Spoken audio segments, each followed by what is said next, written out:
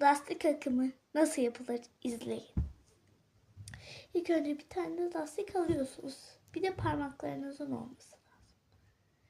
Şu baş parmak ile yüzük parmağın arasına lastiği gelecek şekilde yerleştiriyorsunuz. Sonra işaret parmağınızı ilk önce dik bir şekilde içine sorup sonra dışına yerleştiriyorsunuz ve baş parmağınızı bırakıyorsunuz. Ve sonrasında arkasına baş parmağınızı yerleştirip yüzük parmağınızı bırakıyorsunuz. Biraz araştırma yaptıktan sonra nasıl bir şey olduğunu göreceksiniz.